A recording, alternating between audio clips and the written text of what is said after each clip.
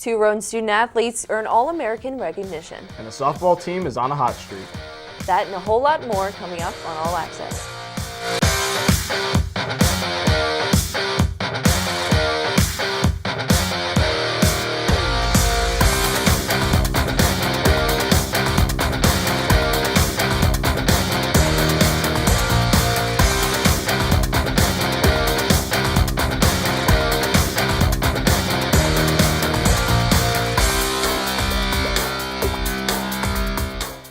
Welcome to All Access, the show that's sweeter than the Sweet 16.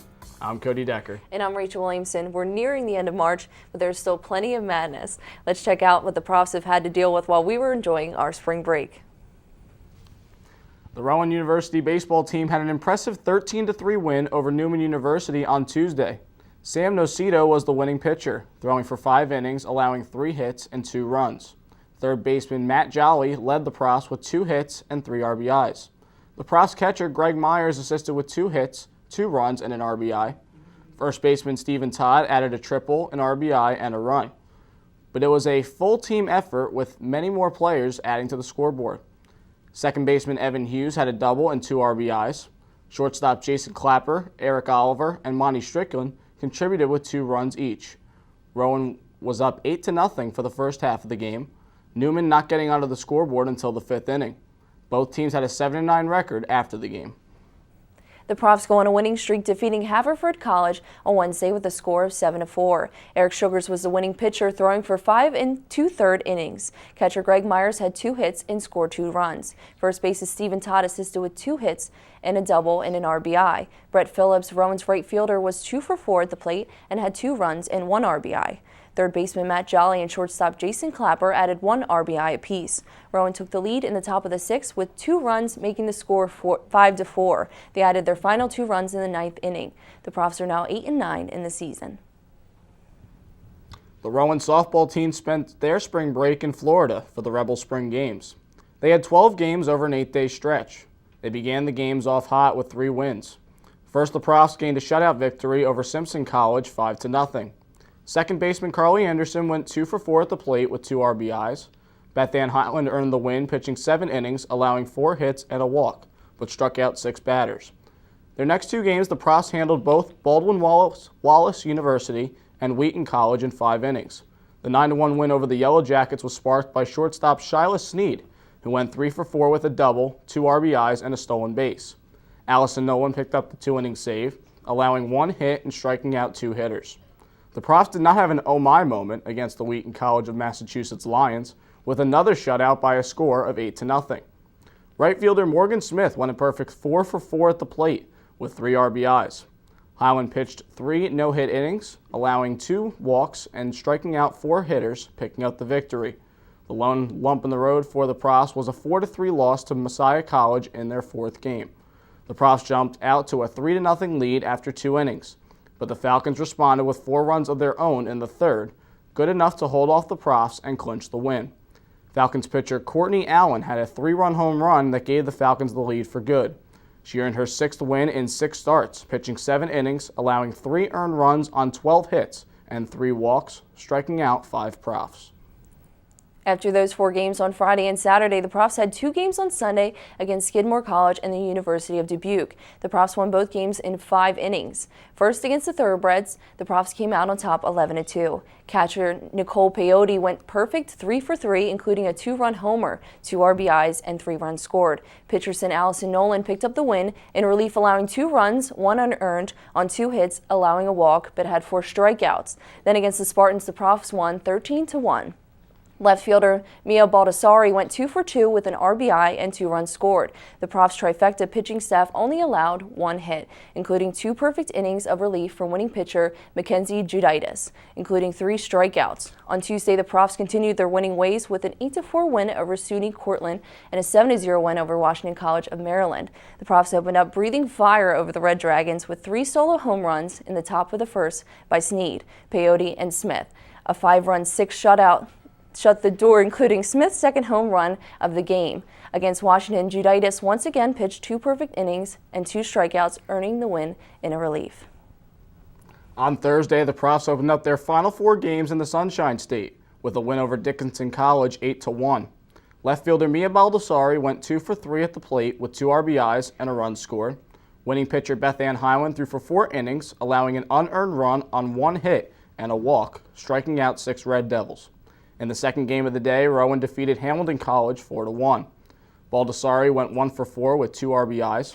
Allison Nolan picked up her 4th save on the year, pitching 2 innings, allowing 3 hits and striking out 3 batters. Rounding out the games on Friday the 18th, Rowan picked up 2 more wins. First up, the Profs shut out Utica College 12-0 in 5 innings. Shortstop Shyla Sneed and right fielder Morgan Smith had a 2-run blast apiece. Sneed went 2 for 4 with 2 RBIs and 3 runs scored. Smith went 1 for 2 with 2 RBIs and 2 runs scored. Rowan pitchers combined, allowing just 3 hits and striking out 4 batters. Finally, the Profs capped off an 8th-game win streak to end the break with an 11-4 win over Springfield College. Sneed, Baldessari, and Nicole Peyote had 2 hits and 2 RBIs apiece. Highland earned another win, improving her record to 6-2 on the season. She allowed 5 hits and 2 walks, but struck out 7. Rowan has a record of 13-5 on the season. After today's home opening doubleheader against Newman, they will have a doubleheader at Haverford College on Thursday, March 31st. And the ladies ended up picking up a 9-0 win and a 10-0 win against Newman today. Absolutely impressive. They've been doing good at home. I mean, the baseball team, we even walked by the game when it was happening, and it's crazy. Going to be 2 keys for them, a good turnout from their lineup and great pitching, so hopefully they continue their success. All right, well, now for your pro sports update, we're going to head over to Lenny Schnee for this week's Pro Talk. Thanks, Rachel. This week in pro sports, some changes are coming to the fields of the NFL as several rules have been revised and added. The first change revolves around kickoffs. Touchbacks have now been moved to the 25-yard line instead of the 20-yard line in hopes of limiting the desire to return kicks at all and avoid injuries. The second rule is a change in ejection policy. In 2016, if a player receives 2 unsportsmanlike conduct penalties, he will be ejected from the game, similar to the NBA's rule of 2 technical fouls causing ejection. These rules are both being implemented for next season only as of now and will be reevaluated after the season to see if they will remain as rules. Over to Major League Baseball, where the now clean Alex Rodriguez has announced that he will retire following the 2017 season when his contract is up. This announcement comes after A-Rod posted outstanding numbers in his first season back after a suspension for using performance-enhancing drugs and lying about if he used them or not. Last season, he hit 33 home runs with a .250 batting average to go along with 86 RBIs and a .386 on-base percentage. And in the NBA, perennial All-Star Dwayne Wade has hit the 20,000-point mark in his career. He is one of 5 players shorter than 6'4" to achieve the mark. The others are Jerry West, Allen Iverson, Gary Payton, and Hal Greer. Wade has been with the Miami Heat for his entire 13-year career, winning titles in 2006, 2012, and 2013. The latter 2, he was a member of the Big Three of himself, LeBron James, and Chris Bosh. On the ice, the Washington Capitals have become the first team to clinch a playoff spot, as well as the first team to clinch their division. The Capitals have won the Metropolitan Division for the first time since the new division format was implemented. They have been led this season by breakout star goaltender Braden Holtby. Holtby this season so far has 44 wins to go along with a 2.25 goals against average and a .921 save percentage. Also helping out is NHL star Alexander Ovechkin. Ovechkin this season has 43 goals and 21 assists for a total of 64 points. Finally, over to the world's most popular sport of soccer, where perhaps the most competitive professional league is planning to change its format. The Champions League, home to world-renowned star Lionel Messi, is considering having a knockout round consisting of 32 teams and then 2 separate 8-team brackets consisting of the winners. The main reason for this change would be to avoid very good teams playing against the weaker competition in the later stages.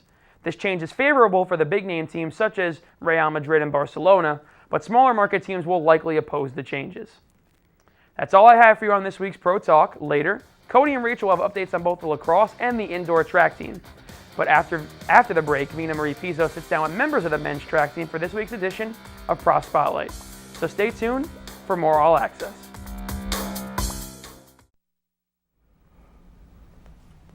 Welcome back to All Access. I'm Vina Marie Pizzo with this week's edition of Prof Spotlight.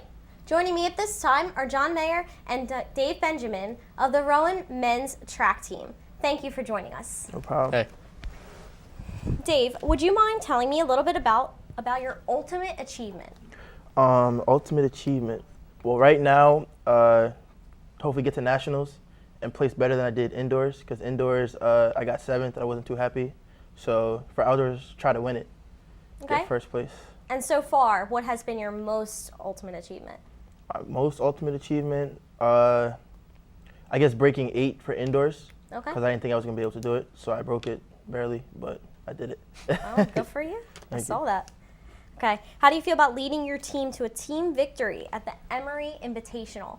It was good. It was a good team effort. We went down there to have fun, and then we also won the meet. So it's kind of just like everybody went out and handled their business.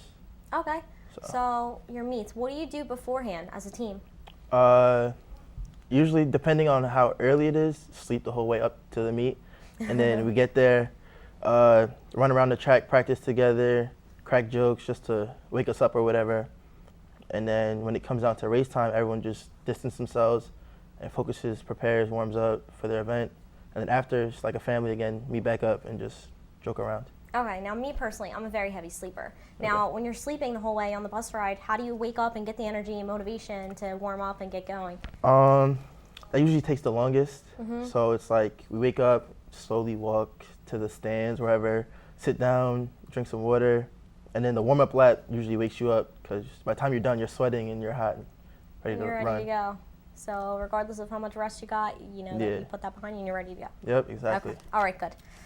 John, what are you doing as a captain to prepare for your next meet, which is actually next Friday, right? Yeah, I'm setting out this weekend. Where is that? That is a home meet, actually. It's the Oscar Moore Invitational. Okay. So it's going to be good stuff. I'm switching from my normal event of the 15 to the 5K this time. I'm just trying to visualize a switch up because the 15 is more of a sprint type event, whereas the 5K is more endurance based. It's a switch up. So just visualizing myself there and watching what I eat, making sure I get enough sleep, stuff like that. Just keeping up with the guys who are putting in some work this week, get some high mileage in, some hard workouts. Okay. How's your diet? Terrible. Terrible? Pretty terrible. To say the least. Okay, so, I mean, to prepare for your meet, how long do you usually take, like, to prepare with a strict diet? Oh, with a strict diet? Bad to say, probably like a day or two. Okay, so next Wednesday, you're probably going to start watching? Hopefully. So what do you do in that case? So what do you eat Wednesday, Thursday, what do I Friday? eat? Just try and stick to basic things, cereal, salad, pasta. Okay. Nothing too complex, nothing too heavy. Okay. All right. Now, you mentioned sprints. Are sprints a challenge for you? No. With the 1500, I say sprint, but that's more like it's a sprint compared to the 10K.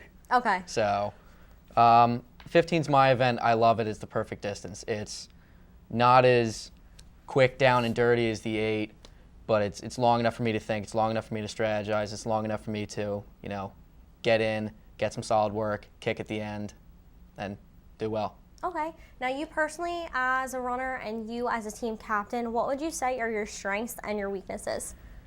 As a runner, my strength is definitely my mental. Like, I can stay in it even if I'm starting to fade. I can always convince myself to get back into the game, get going.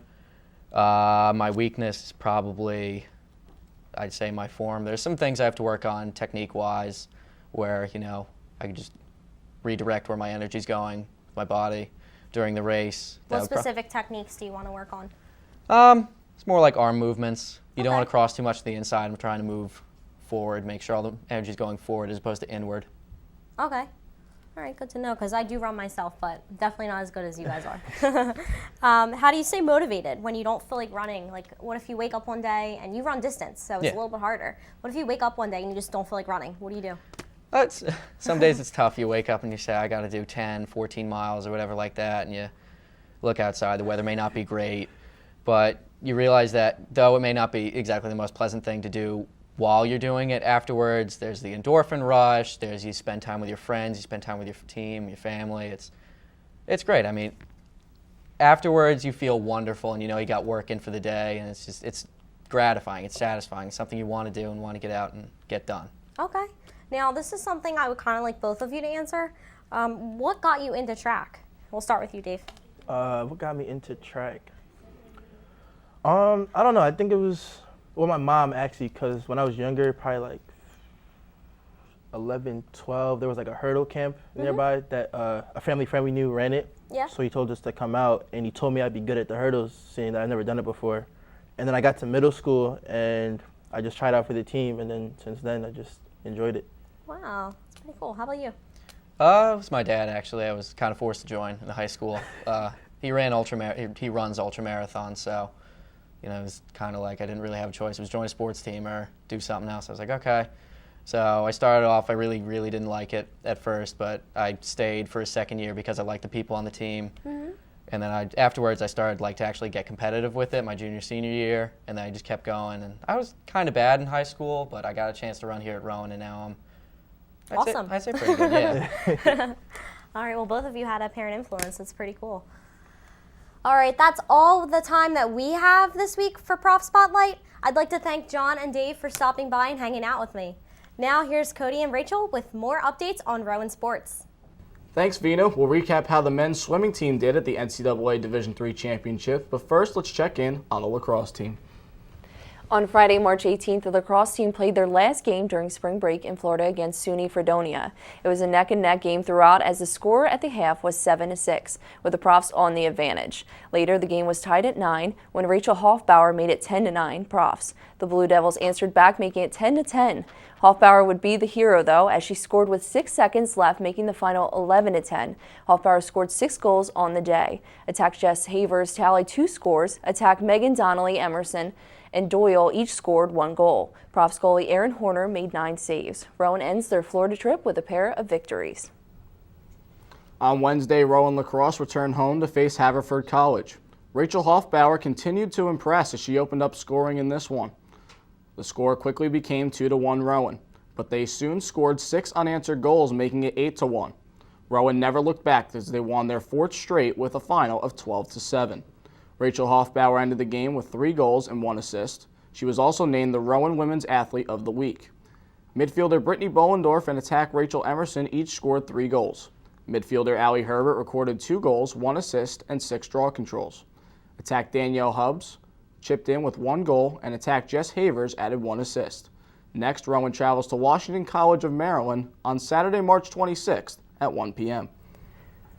4 Rowan athletes competed in the NCAA Division III Championships hosted by Grinnell College on Sunday. Those who competed were Dave Benjamin of Freehold, Shyla Williams of Pemberton, Ebonique Johnson of Newcastle, Delaware, and Aspen McMillan of South Brunswick. Williams won her heat in the 60-meter dash, breaking her previous school record with a time of 7.58 seconds. She also took first in her 200-meter relay dash prelim heat and third overall in the 60 and second in the 200. She qualified for both the 60 and 200-meter dash finals. Dave Benjamin took second place in the 60-meter hurdles, breaking his record with a time of 7.99 seconds. He finished third and qualified for the final.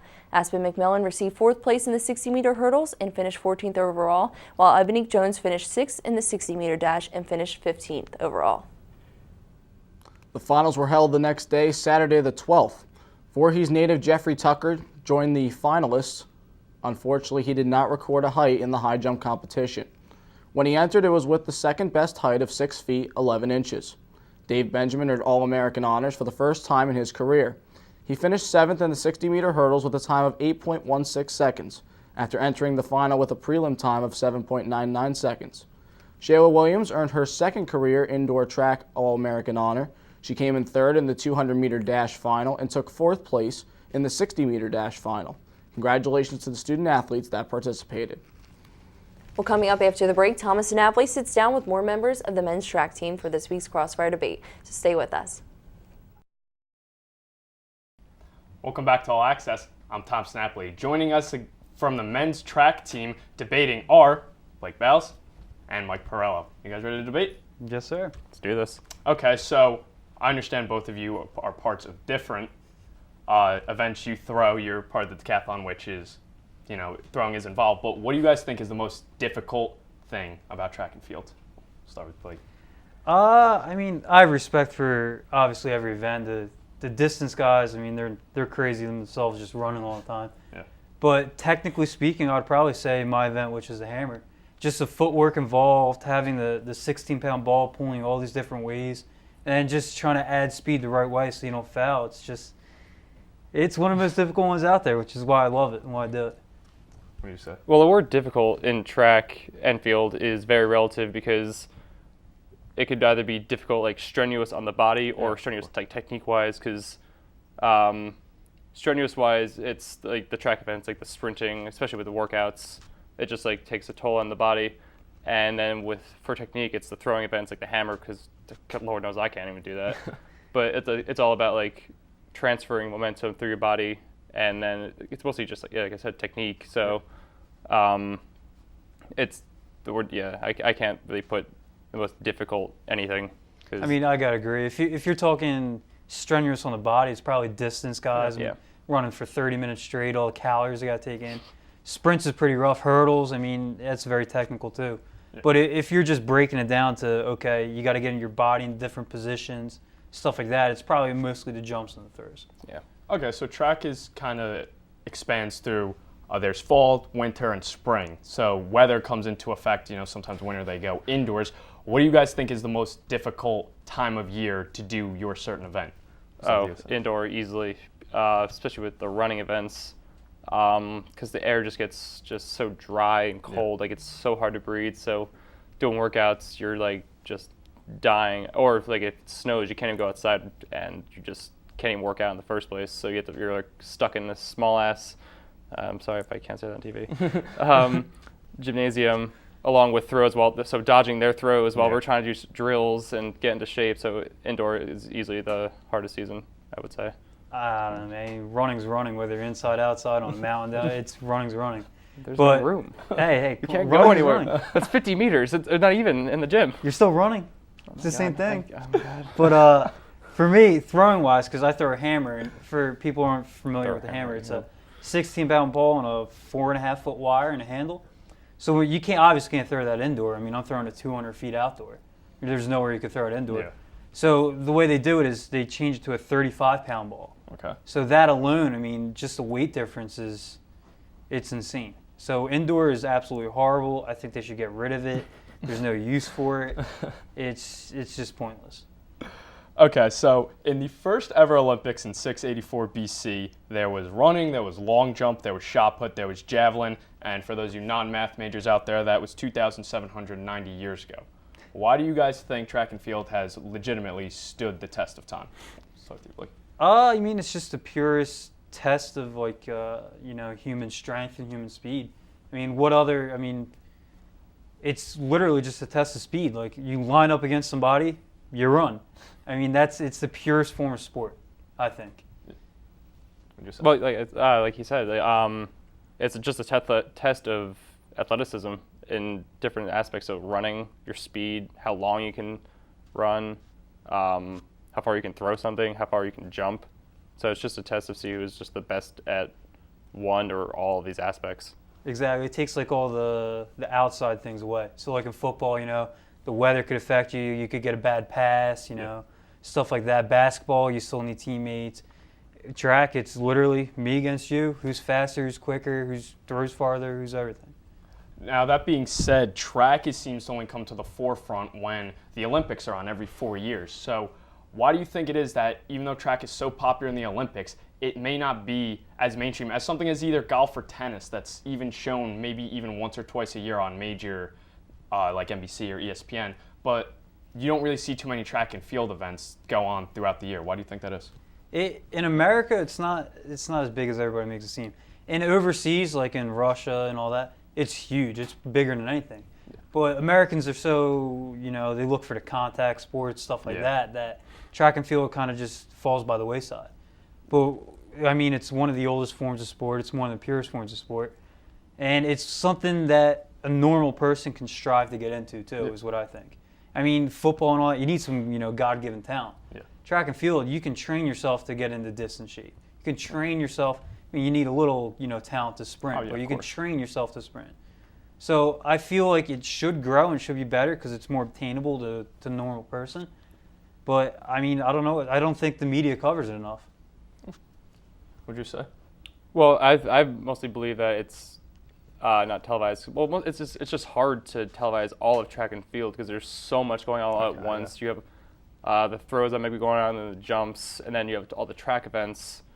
And then some of the track events, like such as distance, like just go for a while, and people like have short attention spans, so they don't want to watch it for that long. but mostly because there's just so much to watch, like all at once. So it's just hard to like segment like when something's going to air or if you even see it.